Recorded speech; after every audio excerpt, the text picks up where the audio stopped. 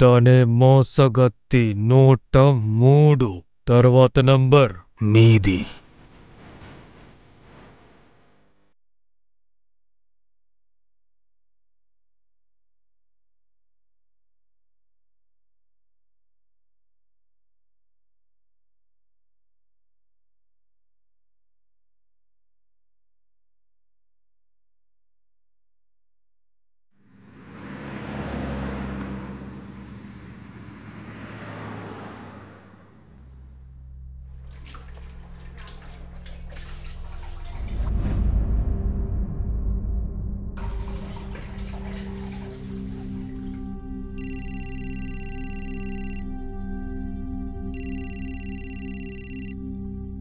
అరే రితిక్, 23 రోజుల తర్వాత ఫోన్ చేస్తున్నావే?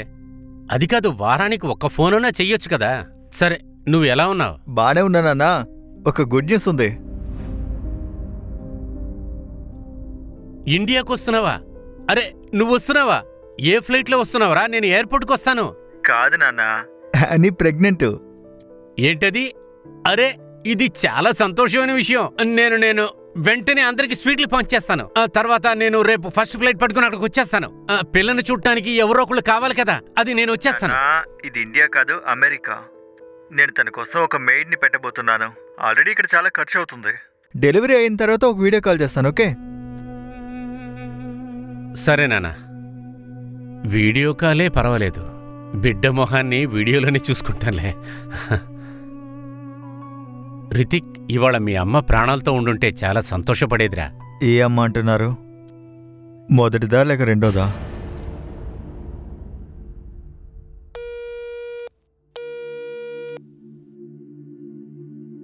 ఏంటి ఇలా ఉన్నారు? మీ అబ్బాయి ఇలా చెప్పాడా? కానీ ఇదంతా తన కోసమేగా చేశావు. అప్పుడు నాకు 16 సంవత్సరాలు. మా నాన్న ప్రజెక్టాతో పెళ్లి చేసి పెట్టాడు.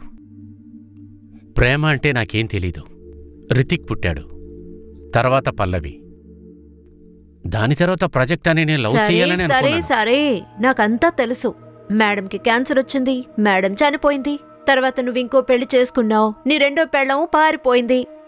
10 సార్లు ఈ కథ చెప్పేశావు. చెప్పేది విను. నువ్వు ఇలాంటి వాటి గురించి ఆలోచించడం ముందు ఆపు. నీ పోరంబోకు పిల్లలకి నువ్వు దూరంగా ఉండటమే మంచిది. ఎందుకు టైం వేస్ట్ చేస్తావు? ఇదిగో నీ చిన్న తమ్ముడు ఫోన్ చేస్తున్నాడు. ఇదిగో వీడే అందరికంటే పెద్ద మోసగాడు. చెప్పు అవినాష్. నరేష్ అన్నయ్య, ఎలా ఉన్నారు? నేను బాగున్నాను. పిల్లడు ఎలా ఉన్నాడు? బానే ఉన్నాడు. ఎగ్జామ్కి వెళ్ళాడు. ఇప్పుడు ఎందుకు ఫోన్ చేశానంటే, అదే మీ బీపీ మందులున్నాయి కదా. ఉంది. అలాగే కొలెస్ట్రాల్ మందులు అన్నీ ఉన్నాయి. సరే అన్నయ్య, అయితే అది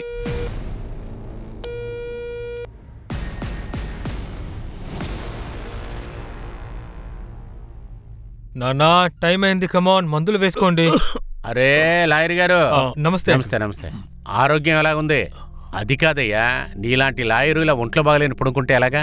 నీ క్లయింట్లు ఆత్మహత్య చేసుకుంటారయ్యా. అరే నవీన్, నువ్వు ఒకటివి. చూడు ఆశీష్ బాబు, అంకుల్ వచ్చారు, 2 టీ తీసుకురా. వద్దు, నేను టీ తాగే వచ్చాను. వద్దు, రేఖ ఇంట్లో పెడితే తాగొస్తున్నా. నువ్వు కూర్చో. అరే నరేష్, ఆ డిజిటల్ కాయిన్స్ గురించి చెప్పు. అవి పెరగబోతున్నాయా? అరే ఏం పర్లేదు అంకుల్, మీరు ఈ కాయిన్స్ రేట్ అంతా ఏం చెప్పక్కర్లేదులే అంకుల్. దాని రేట్ ఎలా ఫ్లక్చువేట్ అవుతూ ఉంటుందో అదేలాగా ఇతని బీపీ కూడా ఫ్లక్చువేట్ అవుతూ ఉంటుంది అంకుల్, అంతే. అరే, మీ నాన్న ఆరోగ్యం మీద ఇంత శ్రద్ధ ఉంటే మీ నాన్నకు ఒక కోడల్ని తీసుకురావయ్యా. అది కాదు ప్రతాప్, నేను ఒక అమ్మాయి ఫోటో పంపించానే, అది ఆడికి చూపించు. ఈ అమ్మాయి ఇదే. ఈ అమ్మాయి పేరు సునేరి. వాషిలో ఫ్యామిలీ మొత్తం అక్కడే ఉంది. అందంగా ఉంది కదా? ఇప్పుడు నోట్లోంచి ఒక్క మాట కూడా రాదు కదా. ఇలా చూడు, ఆ అమ్మాయి బాగుంది, నాకు నచ్చింది. అలాగే కుటుంబం మంచిదైతే నువ్వు మిగతావన్నీ మాట్లాడే. అలాగే, నేను వెంటనే వీళ్ళ నాన్నతో మాట్లాడతా. ఆయన నెంబర్ కూడా నీకు మెసేజ్ చేస్తాను. ఇది బాగుంది. నువ్వు ఇప్పుడు రెస్ట్ తీసుకో, నేను కపిల్ కొట్టుకు వెళ్తాను.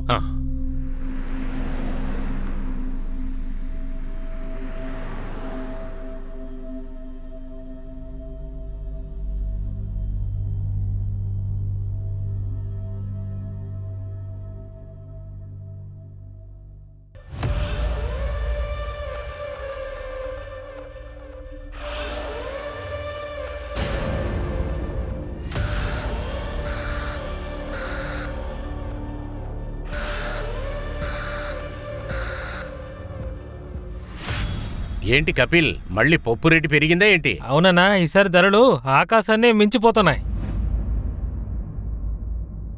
Hello uncle. ఏంటమ్మా? మీరు డాల్ కొనుక్కొచ్చారా? డోలా? కొనుక్కొచ్చాను, ఇంట్లో ఉంది. కానీ ఎప్పుడు ఎగ్జామ్లో 10కి 10 తీస్తావో అప్పుడే నీకు డాల్ ఇస్తాను. ఓ నో, 9 మార్కులు తెచ్చుకుంటే చాలదా? ఓ నో, ఎందుకని 9 మార్క్స్ వస్తాయి? నాకు అందులో ఒక క్వశ్చన్కి జవాబు తెలీదు. అరే దేవుడా, అరే కపిల్, ఇది పెద్ద ప్రాబ్లం కదా. ఏంటి కపిల్, నీ కూతురికి ఎక్కువ తెలివితేటలున్నాయి. సరే నరేష్ అన్న, డబ్బులు 2749. ఇదిగో 3000. చిల్లర నేను తర్వాత ఇస్తానన్నా. పర్వాలేదులే. Bye uncle. బాయ్ మా.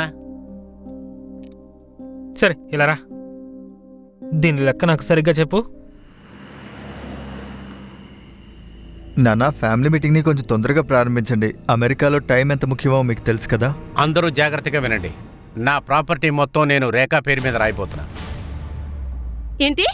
ఈ చెడ్డవారి పేరు మీదనా? అన్నయ్య, పిచ్చి పట్టిందా? ఈ ఇంటి మీద నాకు అధికారం ఉంది. నాన్న, బాగా ఆలోచించి నిర్ణయం తీసుకోండి. ఈ రేఖ ఏవి మిమ్మల్ని లవ్ చేయట్లేదు. తన పేరు మీద ప్రాపర్టీ రాస్తే ఇంకేమవుతుంది? తను మిమ్మల్ని ఏవైనా చేసేస్తుంది. అంతకంటే దీన్ని ఏదైనా చారిటీకి డొనేట్ చేయండి. ఏయ్, మీలాగా నేనేం పిచ్చిదాన్ని కాను. ఈయన్ని లవ్ చేస్తున్నాను, ఈయనంటే నాకు మర్యాద కూడా. మేమన్నా చనిపోయావా? ప్రాపర్టీ మీద మాకు కూడా హక్కు ఉంది. అసలు అదెవరితే దాని పేరు మీద రాయడానికి? తనే రాబోయే నీకు తల్లి. దీన్ని పెళ్లి చేసుకోబోతున్నా. మీరు ఉన్నా లేకపోయినా నాకు బాధ లేదు. మీ ఎవరికీ నా మీద ప్రేమ అనేదే లేదు. రేఖానే నా మీద ప్రేమ చూపించి బాగా చూసుకుంటుంది. ఊరుకోండి, వీళ్ళ మాటలు విని ఎందుకు బీపీ పెంచుకుంటారు? వీళ్ళు చాలా నీచమైన వాళ్ళు. మీరు పదండి. నువ్వేనే చండాలవేందాన్వే. నీ లిమిట్స్ లో నువ్వుండవు. మర్యాదగా ఉండవు. నేను నీకు అమ్మగా రాబోతున్నాను. మీ అందరికీ నేను వదిన్ని. వెళ్ళవే. అందరూ ముందు ఇక్కడి నుంచి వెళ్ళండి. పోనీ వెళ్ళమంటున్నానా?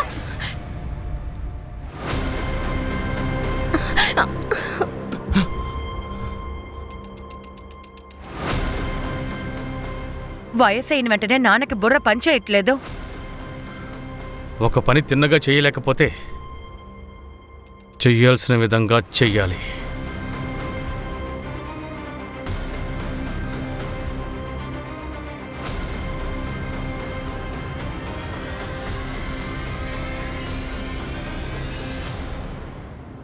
నాన్న, ఫ్యామిలీ మీటింగ్ని కొంచెం తొందరగా మొదలు పెట్టండి.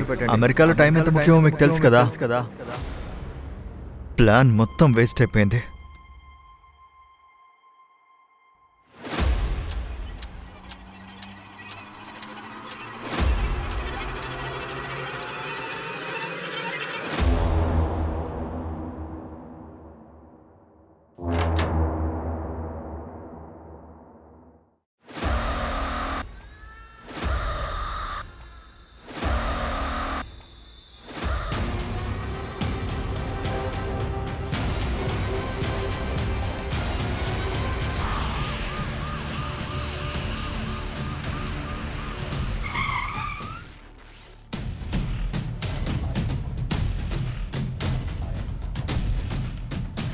సార్, విక్టిమ్ భార్య బాడీని చూసి మనకి ఇన్ఫార్మ్ చేశారు.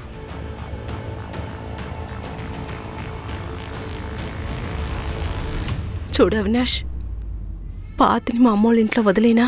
చూడు, నువ్వు మరీ అంత ప్యానిక్ అవ్వద్దు, లేదంటే పెద్ద సమస్య అవుతుంది. నేను చెప్పాను కదా ఏమీ కాదు అని. ఏంటి ఏమి కాదు?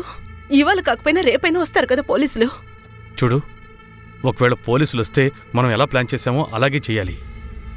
నువ్వు ఇలా టెన్షన్ పడ్డావంటే గందరగోళం అవుతుంది. సరే, ఆ రేఖని తనకు కూడా ఏదో ఒక ఏర్పాటు చేస్తాను. సరే చూడు, నాకు లేట్ అవుతుంది. పల్లవి కూడా వస్తూ ఉంటుంది. నేను బయలుదేరుతాను. నువ్వు జాగ్రత్త.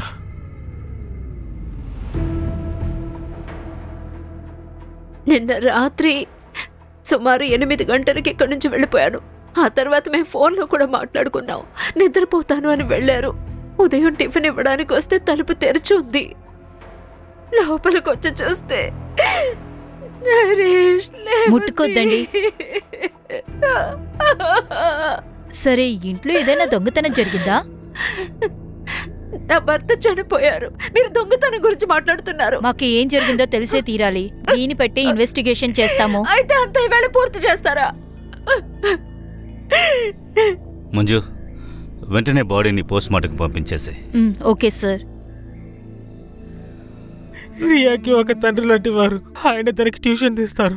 చాలా రోజులు తను అక్కడే చదివి పాపం పడుకుని పోయేది. రియా నిన్న ట్యూషన్కి వెళ్ళిందా? లేదు, నేనే తనని నిన్న అన్నయ్యకి చేంజ్ ఇవ్వాలని పంపించాను. నేనెందుకు ఇచ్చాను? ప్రశాంతంగా ఉండండి. రియా రాలేనప్పుడు తన్ని వెతకడానికి వాళ్ళ ఇంటికి వెళ్ళలేదా? నేను లేట్ నైట్ కోర్టులోనే ఉండిపోయాను. ఎప్పట్లోనే తను అక్కడే నిద్రపోయి ఉంటుందేమో అని అనుకున్నాను. నేను కనుక అక్కడికి వెళ్ళిట్టే నా కూతురిని కాపాడుకుంటేవాడిని. రియా వాళ్ళ అమ్మ ఎక్కడుంది? 3 ఏళ్ల క్రితం నన్ను రియాని తను వదిలేసి పారిపోయింది.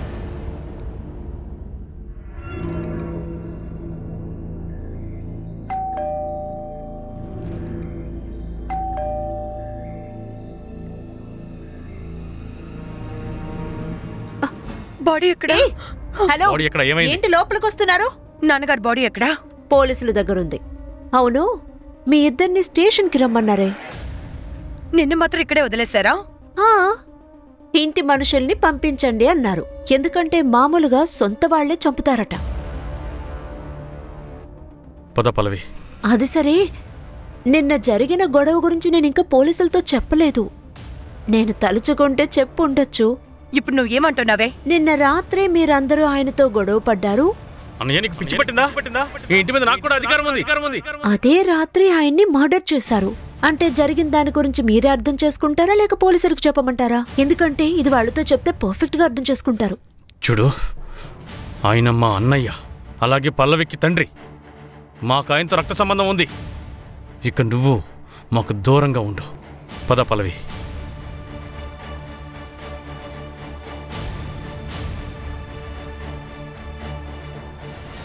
కొన్ని సమయాల్లో సొంత వాళ్లకంటే బయట వాళ్లే మనకి సొంతం అవుతారు. ఎవరు ఎవరికి సొంతం కాదు. డబ్బుంటేనే బంధుత్వం ఉంటుంది. డబ్బులున్నాయా పిల్లలు వస్తారు, డబ్బుందా బంధువులు కూడా చేరుతారు. డబ్బులు పోతే మొత్తం పోయినట్టే. నువ్వెందుకు బాధపడుతున్నావు? నీ దగ్గర చాలా డబ్బుంది కదా, కారు కొన్నావా? అరే లేదమ్మా, ఈ వయసులో కారు కొని ఏం చేయాలి? పల్లవికి కారు కొనిద్దాం అనుకుంటున్నా. తను పాపం స్కూటీలోనే వెళ్ళొస్తుంది. చాలాసార్లు నీకు చెప్పాను, కానీ నువ్వు మాత్రం మారవు. అనవసరంగా పనికి మాలలో అందరికీ డబ్బులు ఖర్చు పెడతా ఉంటావు. కానీ నువ్వెప్పుడు చచ్చిపోతావో నీ శవాన్ని కాల్చడానికి ఒక్కడ కూడా పైసా బయట తీయడు. అప్పుడు నువ్వు వచ్చి దండయ్యే. నేను వేసుకుంటానురా. ఇదిగో వేసుకున్నాను. నువ్విచ్చిందే నీకు తిరిగిచ్చేమంటే ఇచ్చేస్తా. సిటీలో జరిగిన 2 హత్యల వల్ల ప్రజలు చాలా ఆందోళనకు గురవుతున్నారు. మళ్లీ జరిగిన ఈ డబల్ మర్డర్స్ వల్ల పోలీసులకి ఛాలెంజింగ్ గా ఉంది. ప్రజలందరూ సేఫ్ గా ఉండాలని పోలీసు వాళ్ళు కోరుకుంటున్నారు. చూడండి, బాడీని పోస్ట్ మార్టం పంపించాం. 24 అవర్స్ లో మీకు అప్పగిస్తాం. నాన్నగారు చాలా మంచివారు. ఆయన అసలు ఎందుకు హత్య చెయ్యాలి? ఎందుకు అబద్ధం చెప్తున్నావు పల్లవి? సార్, నేను మీకు చెప్తాను. మా అన్నయ్య నెంబర్ 1 మోసగాడు సార్. మా వదిన వెళ్ళిపోయిన తర్వాత ఆయన రితిక్ని అమెరికాకి పంపించేశాడు. సరే, ఆయన హ్యాపీగా ఎంజాయ్ చేద్దామని సార్. మీరు చూస్తూ ఉండండి. పిఎం రిపోర్ట్ వస్తుంది కదా, అందులో ఖచ్చితంగా ఎయిడ్స్ అని రిపోర్ట్ వస్తుంది. చిన్నన్నా, మీరేం మాట్లాడుతున్నారు? నేను చెప్పేది ఏమైనా అబద్ధమా? నిజమేంటో అదే చెప్తున్నాను. అలా అయితే ఇదంతా రేఖకు తెలుసా? తనకు తెలియకుండా ఎలా ఉంటుంది? తనొక ప్రాస్టిట్యూటే కదా. ఆవిడే కదా ఆయన వైఫ్గా ఉన్నారు. నాన్నకప్పుడు పిచ్చి పట్టింది. నిన్న రాత్రి ఎక్కడున్నారు? మా ఇంట్లోనే ఉన్నాం. నాన్నని కలవడానికి వెళ్ళాం. తర్వాత అందరూ ఇంటికి వచ్చేసాం. అందరూ మీట్ అవడానికి వెళ్లారు. అప్పుడు ముఖ్యమైన విషయం ఉండాలి. నిన్న నైట్ నాన్న మాతో ప్రాపర్టీస్ గురించి మాట్లాడదామన్నారు. విభజించి ఇచ్చారా? నా ప్రాపర్టీ మొత్తం నేను రేఖా పేరు మీద రాయిపోతా. అన్నయ్య, పిచ్చి పట్టిందా? అన్నయ్య, లేదు సార్, లేదు. క్యాషువల్గా మాట్లాడుకున్నాం అంతే, ఇంకేం లేదు.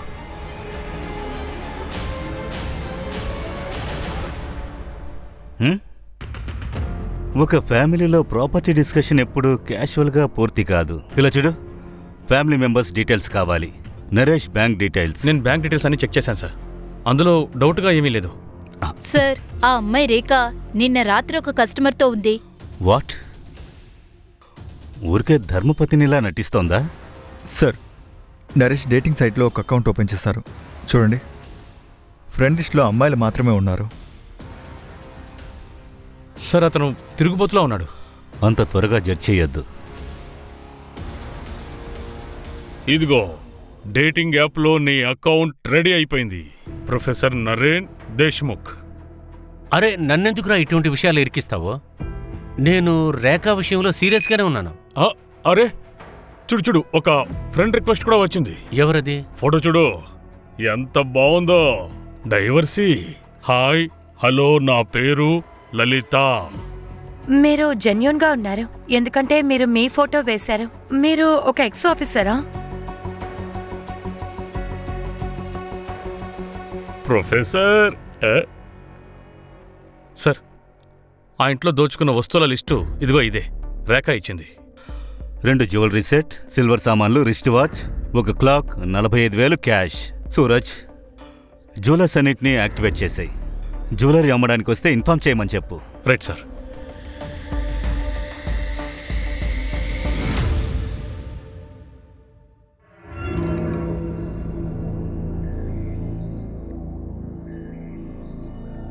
సార్, కపిల్ వైఫ్ నీతూ గురించి నేను ఇన్ఫర్మేషన్ తీసుకున్నాను. ఊరు రత్నగిరి. అది వాళ్ళ అమ్మ ఊరంట. కానీ 8 నెలల నుంచి వేరే ఎవరితోనో అక్కడ ఉంటుంది. కపిల్ వైఫ్ని డివోర్స్ చేశాడా?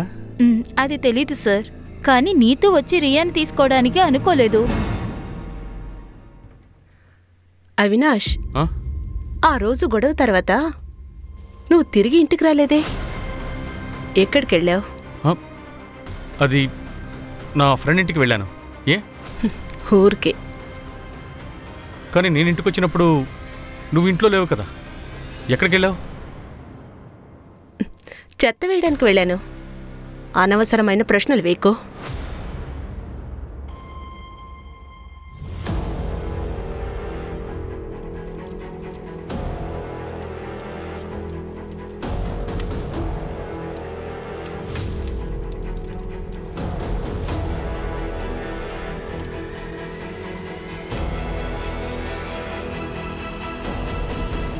సార్, డౌట్ కాదు, కన్ఫర్మ్గా చెప్తున్నా, ఈ పని రేఖాయే చేసింది. ఇప్పుడు తను ఇక్కడి నుంచి వెళ్ళిపోయింది. ఇంత నమ్మకంగా ఎలా చెప్పగలుగుతున్నా? సార్, నాన్న మొత్తం ప్రాపర్టీ తన పేరు మీద రాస్తా అన్నారు. ఆయన చనిపోతే మొత్తం ప్రాపర్టీ తందే అవుతుంది కదా. ప్రాపర్టీ ఆయన మార్చేశారా? లేదు. తనకెలా బెనిఫిట్ దక్కుతుంది? అయితే దీన్ని బాబాయ్ చేసి ఉండొచ్చు. ప్రాపర్టీ కోసమా? ప్రాపర్టీ, పార్త్ రెండింటి కోసం. సార్, పార్త్ నా తమ్ముడు సార్. పరిపిన్ని నాకు పెంపుడు తల్లి. ఇప్పుడు నాన్నకి 2వ వైఫ్గా ఉంది. వాట్? అవును సార్. 2 ఏళ్ల క్రితం మా నాన్న వదిలేసి అవినాష్ని పెళ్లి చేసుకున్నారు. పార్త్ కస్టడీ కోసం నాన్న కేసు ఫైల్ చేశారు. ఇన్ని సమస్యల మధ్యలో మా నాన్న ఆ ప్రాస్టిట్యూట్ రేఖాని పెళ్లి చేసుకుందామని అనుకున్నారు.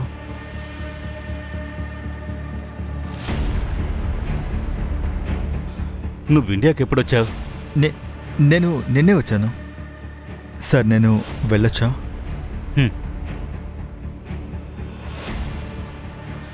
ఈ విషయాన్ని ఎందుకు అవినాష్ మనకు చెప్పలేదు?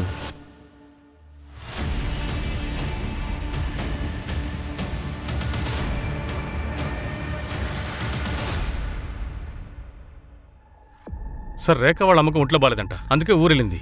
అసలు రేఖకి అమ్మ ఉందా లేదా? సార్, పోస్ట్మార్టం రిపోర్ట్ వచ్చింది. నరేష్ మరణం 31వ తారీఖు రాత్రి 9 to 1 మధ్యలో జరిగింది. స్ట్రగుల్ అయ్యారు. అంటే నరేష్కి తెలిసిన వాడే అయ్యుండాలి. కాల్ రికార్డ్, ఫోన్ లొకేషన్ ఎప్పుడు దొరుకుతుంది? రేపు వస్తాయి సార్. దియా పోస్ట్మార్టం రిపోర్ట్. అంటే నరేష్కి ముందు రియాని చంపుండొచ్చు. మధ్యలో 1 గంట సేపు డిఫరెన్స్ ఉంది. అయితే ఒకవేళ మెయిన్ టార్గెట్ రియాయేనా?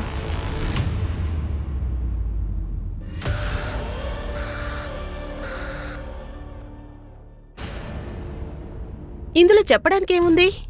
అఫీషియల్గా మేమిద్దరు విడిపోయాం. ఇది జరిగి 2 సంవత్సరాలు అవుతుంది. మా ఇద్దరి మధ్యలో ఏ సమస్యలు లేవు. పార్త్ కస్టడీ విషయంలో కేసు జరుగుతోంది కదా, అన్నీ నార్మల్గా ఉన్నాయంటున్నారు. ఇలా చూడండి, నన్ను అనుమానిస్తున్నారా? అలాగైతే వెళ్ళండి, ఆధారంతో రండి, ఆ తర్వాత మాట్లాడుకుందాం. దాన్ని తీసుకొస్తాం. అవినాష్ ఎక్కడో ముందు అది చెప్పు. ఆఫీస్కి వెళ్ళారు.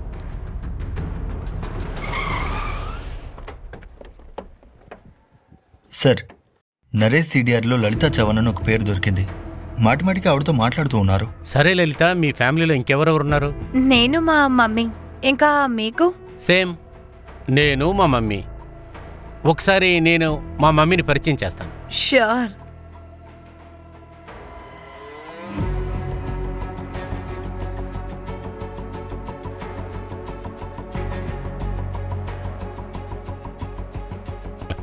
ఇలా చూడు లలిత, నన్ను తప్పుగా అనుకోక.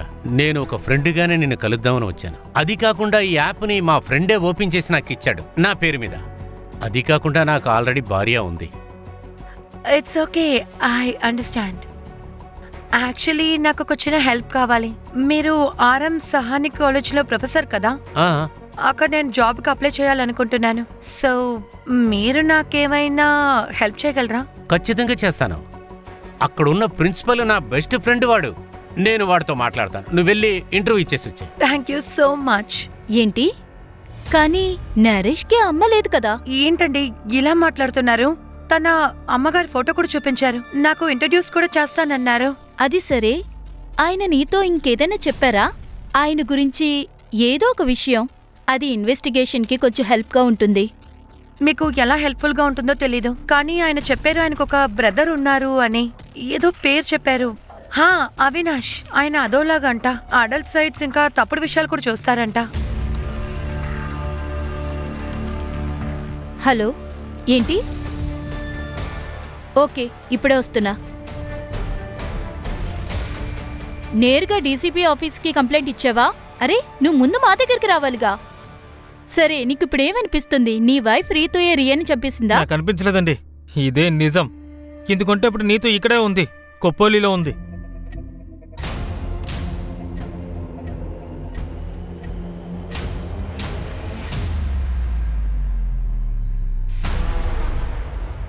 సరే, ఈ విషయం నాకు ముందే ఎందుకు చెప్పలేదు? నా కూతురి డెడ్ బాడీ నా చేతి మీద ఉంది మేడం. ఏమీ ఆలోచించలేకపోయాను. ఎప్పుడు గుర్తొస్తుందో అప్పుడే పోలీస్ స్టేషన్కి రావాలి కదా. తిన్నగా డీసీపీ ఆఫీస్కి వెళ్ళావు. పేదవాళ్ళ మాటని ఎవరు వింటారు మేడం? నేను నా కళ్ళారా చూస్తున్నాను కదా. నరేష్ అనే మర్డర్ వెనకాలే మీరు తిరుగుతూ ఉన్నారు. అంటే నరేష్ అనే వల్లే ఈ విషయాలన్నీ జరిగాయని మీరు ఆల్రెడీ నిర్ణయం చేసుకున్నారు కదా. ఇందులో మా కూతురు ప్రాణాలు కూడా పోయాయి. అన్ని తలకిందులుగా జరుగుతున్నాయి మేడం. రియా నీతోని చంపేసింది, అందులో నరేష్ అని చనిపోయారు. అరే విను, ఒక నెంబర్ ట్రాక్ చేయి. ఇది అర్జెంట్. పేరు నీతు శర్మ. నెంబర్ పంపిస్తాను.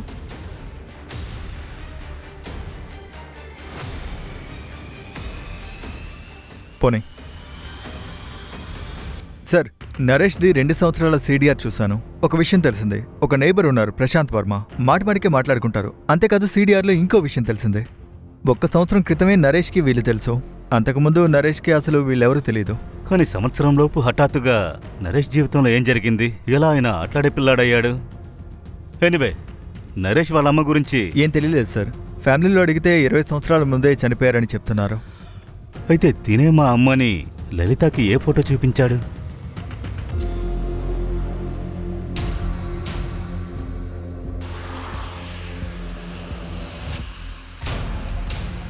ఆపు ఆపు ఆపు ఆపు, స్టాప్.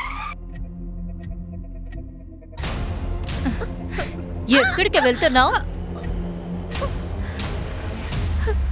నేనేం చేయలేదు. నేను నా రియాన్ తీసుకువెళ్ళడానికి అక్కడికి వచ్చాను. 3 ఏళ్ల తర్వాత రియాని నువ్వు తిరిగి తీసుకెళ్తే నీ కొత్త హస్బెండ్ తనని అంగీకరిస్తాడా? సుదీప్ నాకు పెళ్లికి ముందు నుంచే బాగా తెలుసు. కపిల్ నుండి నాకు బిడ్డలు కలగలేదు. ఆ కారణంతో నన్ను మాటమాటికి కొడుతూ ఉంటాడు. సుధీర్ రత్నగిరి నుండి నన్ను అనుమానించడానికే వస్తుంటాడు. అతని వల్లే నాకు రియా పుట్టింది.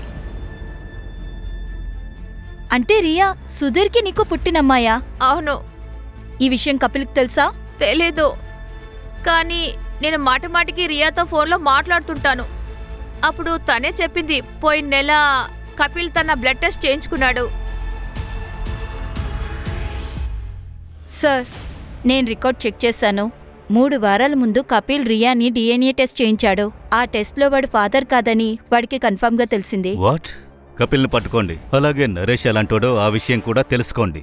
నరేష్కి ఇన్వెస్ట్మెంట్లో చాలా మంచి నాలెడ్జ్ ఉంది. ఆ డిజిటల్ కాయిన్స్ పేరు చెప్పు, అదే పెరిగేవి. అంకుల్ మీరు ఊరుకోండి అంకుల్. ఆ కాయిన్స్ గురించి అంతా ఏం చెప్పక్కర్లేదులే. నరేష్ 2014లో 3 లక్షల రూపాయలు డిజిటల్ కాయిన్స్ మీద ఇన్వెస్ట్ చేశాడు. ఇప్పుడు 2021లో తన ఆ కాయిన్స్ ని అమ్మేశాడు. అది కూడా 34 కోట్లకి. 34 కోట్ల?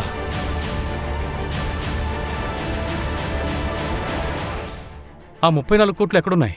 మేము ఆయన బ్యాంక్ అకౌంట్స్ అన్ని చెక్ చేసాం, అందులో లేవే. ఆ 34 కోట్లు ఎక్కడున్నాయో నాకు కూడా తెలీదు.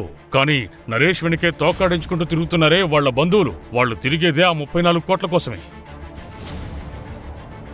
34 కోట్లు నరేష్ బ్యాంక్ అకౌంట్లోనూ లేదు, అలాగే ఇంట్లో వెతికినా అది దొరకలేదు. అవును సార్, మొత్తం 34 కోట్లు పోయాయి. ఇంత డబ్బును వాడు ఎక్కడికి తీసుకెళ్లి దాచుంటాడు? కానీ సార్, 1 సంవత్సరం పాటు ఇంత డబ్బు దాయడం క్రైమ్కి ఓపెన్గా ఇన్విటేషన్ ఇచ్చినట్టే కదా. సార్, కపిల్ పారిపోయాడు. ఇంటి తాళం వేసి ఉంది, నెంబర్ స్విచ్ ఆఫ్లో ఉంది.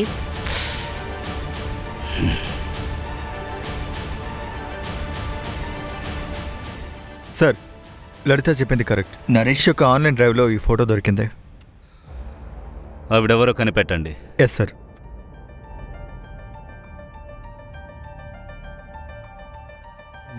సార్, నరేష్ కూతురు పల్లవికి వేరే అమ్మాయితో అఫైర్ ఉంది. వాట్? అవును సార్, తన పేరు సునీతి. ఇలా చూడు, ఇది ఈమె పేరు సునీతి. వీళ్ళందరూ వాషింగ్లో ఉంటున్నారు. ఇద్దరు లివింగ్లో ఉంటున్నారు. నరేష్ వీళ్ళిద్దరిని వేరు చేయాలని ప్రయత్నించారు. ఇలా చూడు సునీతి, నీకోసం ఒక మంచి కుర్రాన్ని చూశాను. మంచి ఫ్యామిలీ, మా ఫ్రెండ్ ప్రతాప్ కొడుకే, లాయర్ ఫ్యామిలీ. నాన్నా, ఐ డోంట్ బిలీవ్ దిస్. మీరిక్కడికి నన్ను సునీతిని ఒప్పుకోవడానికే వచ్చారనుకున్నాను, కానీ మీరు విడగొట్టడానికి వచ్చారు. ఇది ఎప్పటికీ జరగదు నాన్నా. నేను మీ తండ్రిని. నేను చచ్చేంత వరకు ఇటువంటి తప్పు చేయనివ్వను. నేనున్నంత వరకు ఇటువంటి పెళ్లి జరగదు. సరే, నా దృష్టిలో మీరు చనిపోయారు. పదా వెళ్దాం. ఏంటిది? నరేష్ అంకుల్ మళ్ళీ నాన్నకు ఫోన్ చేశారు. అమ్మాయి వాళ్ళకి ఈ చోటు నచ్చిందంట. పెళ్లి కొడుకుని తీసుకుని ఇక్కడికి వస్తారట. నువ్వు దిగులు పడకో. మనకు మధ్యలో ఖచ్చితంగా ఎవ్వరూ రారు. రానివ్వను కూడా. సార్, అవినాష్ సిడిఆర్ ప్రకారం అతని ఫోన్ 31 మార్చిన 9 to 12 వరకు ఆఫ్ చేసి ఉంది సార్. 9 to 12 ఆఫ్ అయి ఉంది. నరేష్ రియా అప్పుడే హత్య చేయబడ్డా. మరైతే వాడు నైట్కి ఇంటికి వెళ్ళుండడు. ఆ రోజు గొడవ తర్వాత నువ్వు ఇంటికే రాలేదే, ఎక్కడికి వెళ్ళావు? సూరజ్, అవినాష్ని పట్టుకో. అలాగే రేఖాకి అమ్ముందా? ఆవిడ లేదు సార్, 6 నెలల క్రితమే చనిపోయింది. అలాగే రేఖ ఫోన్ స్విచ్ ఆఫ్ అయి ఉంది. తన దగ్గర 3 నెంబర్లు ఉన్నాయి, 3 ట్రాకింగ్లో ఉన్నాయి. కానీ ఇప్పుడు 3 కూడా ఆఫ్లోనే ఉన్నాయి. ఒకవేళ ఈ రేఖానే నరేష్ని చంపేసి మొత్తం డబ్బు తీసుకుని ఎక్కడికైనా పారిపోయిందా? చదరంగం ఆటలో రాణిగారే చాలా ధీటుగా ఉంటారు. సూరజ్, మన గూఢచారుల్ని అలర్ట్ చేయి. ఎంత ఫోర్స్ కావాలో తీసుకో. కానీ నాకు రేఖ లాకప్లోకి రావాలి. అవినాష్ని అరెస్ట్ చేయి, లేకపోతే వాడు కూడా తప్పించుకుంటాడు. గో. సార్, గుర్తుకొస్తోందా? అది 34 కోట్ల విషయం. నాకు తెలుసు అన్నయ్య దగ్గర 34 కోట్లు ఉన్నాయని. కానీ నరేష్ అన్నయ్యని నేను హత్య చేయలేదు సార్. మార్చి 31 నువ్వు మొబైల్ ఆఫ్ చేసి ఎక్కడికెళ్ళావు? ఆ రోజు నేను ఒక ఫ్రెండ్ దగ్గరికి వెళ్ళాను. పేరు, నంబర్ ఇవ్వు. తన పేరు బన్సీ సార్. తన నెంబర్ మొబైల్లో ఉంది. నేను చూసి మీకు చెప్తాను. ఆ అవసరం ఏమీ లేదు. మా దగ్గర నెంబర్ ఉంది, 7332-198. ఇది రేఖా నంబర్. మర్డర్ జరిగిన రాత్రి రేఖ తన క్లయింట్ని చూడడానికి వెళ్ళింది. ఆ క్లయింట్ నువ్వే.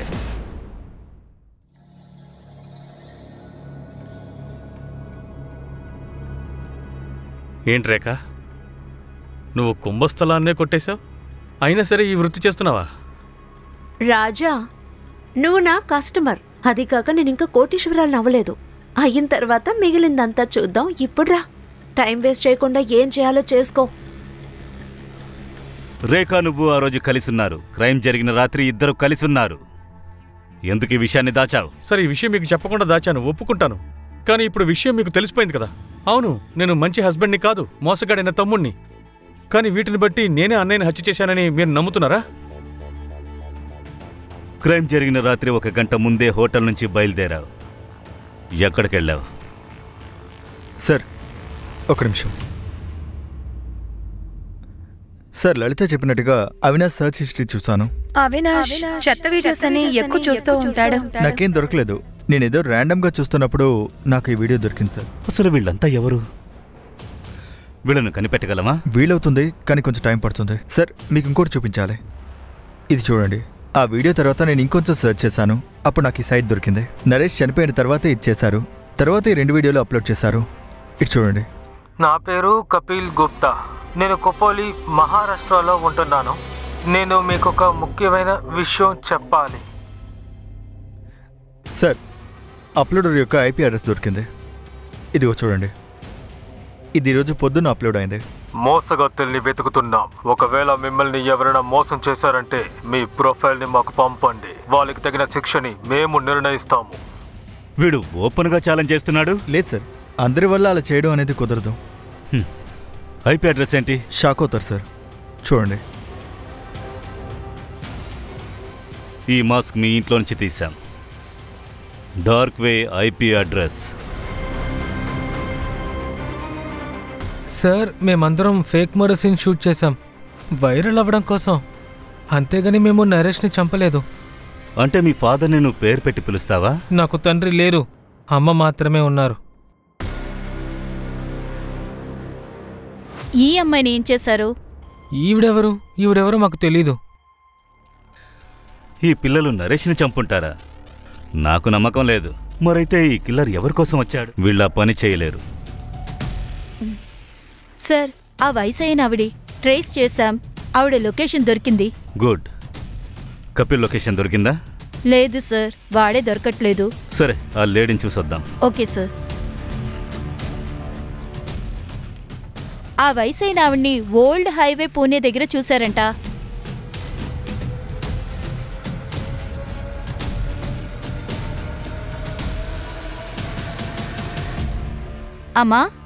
అమ్మా లేవేంటి?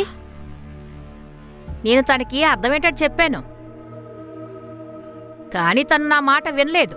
తను ఎప్పుడు అబద్ధం చెప్పడం మొదలుపెట్టాడో అప్పుడే నాకు తెలిసిపోయింది ఖచ్చితంగా ఏదో జరుగుతుంది అని. ఆయన ఏం అబద్ధం చెప్పారు? అమ్మా, ఇలా చూడండి, మీకోసం చీరలు కొనుక్కొచ్చాను. బాగున్నాయా? ఎంతకాలం అమ్మా ఇలా రోడ్డు మీదే ఉంటావు? రామ్మా, ఇంటికి వెళ్దాం. వద్దు నాన్న, మా ఇంటి మహాభారతం మొత్తం చూసేశాను. కొడుకు కోళ్ళు రోడ్డు మీద వదిలేశారు. అక్కడికొచ్చినా అదే మహాభారతం కదా. నేను తట్టుకోలేను బాబు. నా ఇంట్లో మహాభారతం జరగడానికి ఎవరన్నా ఇంట్లో ఉంటేనే కదమ్మా. ఎందుకు? డబ్బులున్నాయన్నా సరే ఎవరూ రాలేదా? 34 కోట్లు ఉన్నాయని అబద్ధం చెప్తే అందరూ వస్తారనుకున్నాను. అందరూ తిరిగి వచ్చేస్తారు, సంతోషంగా ఉండొచ్చు అనుకున్నా. ఏమీ ప్రయోజనం లేదు. ఎవరికీ నా మీద ప్రేమ లేదు. డబ్బు కావాలనే ఫోన్ చేస్తున్నారు, ఏవైనా ఇస్తారనే ఫోన్ చేస్తున్నారు. మరి ఆ క్రిప్టో 34 కోట్లన్నీ అబద్ధాలా? అయితే ఏంటి? అరే, 34 కోట్లుంటే రాజాలాగా బ్రతకచ్చు కదా. సరే, ఇంకో ఇన్ఫర్మేషన్ అడిగానే, దాని అప్డేట్ ఏంటి? లలిత లొకేషన్ డీటెయిల్స్ అన్ని చెక్ చేస్తున్నారు. తన లాస్ట్ లొకేషన్ దొరికిందంటే తర్వాత రెండో వ్యక్తిని మనం ఈజీగా కనిపెడదాం.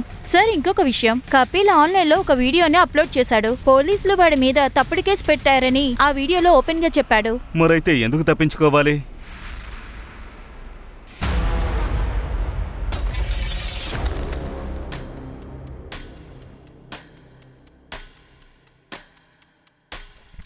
ప్రియా, ఇదిగో నరేష్ అంకుల్కి డబ్బులు ఇచ్చి వచ్చాయమ్మా. ఇప్పుడా? ఇప్పుడే. నువ్వు ఇంక అక్కడే పడుకో. నాన్న, ఈరోజు నేను నీతోనే ఉంటాను. ఒకసారి చెప్తే వినవా? చెప్పింది అర్థం కాలేదా? వెళ్ళు.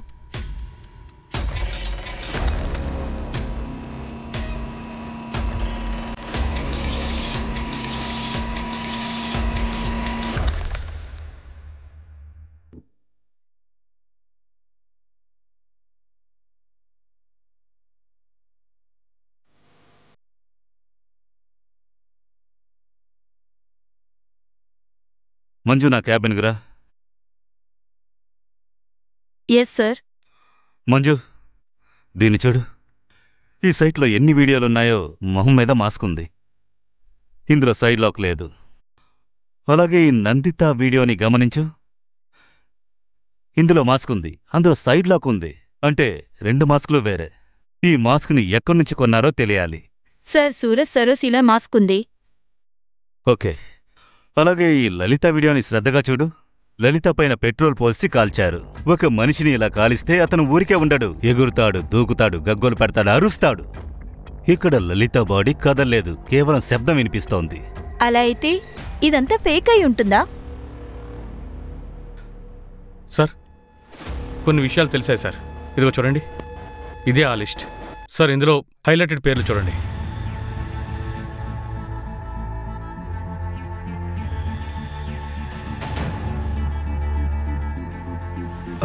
మంజు, లొకేషన్ ట్రాక్ అయింది. నేను నీకు డీటెయిల్స్ పంపించాను.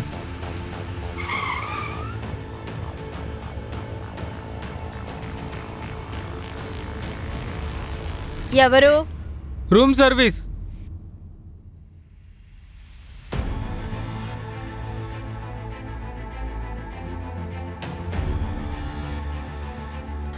రావే. ఏ రావే. సార్ వద్దు సార్, నేనే వస్తాను సార్. సార్ నేను ఒక యాక్టర్ని. తెలుగు సీరియల్స్ లో చిన్న చిన్న రోల్స్ లో యాక్ట్ చేస్తాను. ఒక రోల్ ప్లే చేయాలని తనే చెప్పింది. ముందు నేను వద్దనే చెప్పాను, ప్రామిస్. కానీ అద్దె కట్టాలి, ఖర్చులు, వీటి కోసం ఓకే చెప్పాను.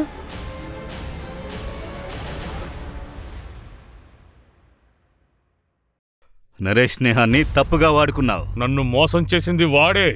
డిజిటల్ కాయిన్స్ లో ఇన్వెస్ట్ చేసి వాడు 34 కోట్లు సంపాదించాడు. కానీ నాకు లాస్ అయ్యే కాయిన్లు చెప్పాడు. ఎందుకంటే వాడి కసూయ నేనెక్కడ కోటీశ్వరుని అయిపోతానోనని. అరే, నాకు అవసరం వచ్చి వాడిని డబ్బులు అడిగితే నా మొహం మీదే కుదరదని చెప్పేశాడు. ఆ వీడియోని ఎందుకు తీశావు? అది పార్ది లాంటి వీడియోస్ చేస్తాడు, నాకు ఆ విషయం తెలుసు. మిమ్మల్ని మిస్లీడ్ చేయడం కోసమే ఆ వీడియోని నేను డార్క్ వెబ్ లో వేశాను, అంతే సార్. ఇంతకు మించి మాకు నిజంగా ఏం తెలియదు సార్. ఆ 34 కోట్లు మా దగ్గర లేవు. ఎలా ఉంటుంది? ఎందుకంటే అతని దగ్గర అంత డబ్బు లేదు కదా. అతను ఏ డిజిటల్ కాయిన్స్ అమ్మలేదు. అతను ఊరికే అబద్ధం చెప్పాడు. మా ప్రేమ దక్కాలని నాన్న అబద్ధం చెప్పారా? ఎందుకోసం నాన్నని చంపేశారా? వెల్, ప్రతాప్ ఆశీస్ లలితాని మేము మర్డర్ సైబర్ ఫ్లోట్ కోసం అరెస్ట్ చేశాం. చూడండి, క్రైమ్ వాళ్ళు చేసుండొచ్చు, కానీ దాన్ని ప్రేరేపించింది మీరే. మీ ప్రేమ పొందడానికి అబద్ధపు కథల్ని చెప్పారు. అదే కథలు అందరికీ చెప్పారు. ఒకవేళ ఈ డబ్బత్యాస వల్ల, అంటే డబ్బు కోసం మీరందరూ కలుస్తారని అనుకున్నారు. కానీ అది జరగలేదు, ఎందుకంటే మీరెవరూ రాలేదు. కానీ ఆ అబద్ధపు కథే ప్రమాదాన్ని కొని తెచ్చిపెట్టింది. అందువల్ల ఆయన ప్రాణాలు పోగొట్టుకున్నారు. ఆయనతో కలిసి పాపం ఆ రియా అమ్మాయి చనిపోయింది. మనకుండేది ఒకే ఒక జీవితం. దాన్ని బంధువులతో కలిసి బాగా ప్రేమగా జీవించండి. ఇంట్లో ఉండే పెద్దవాళ్లు ఒంటరిగా ఉండకూడదు.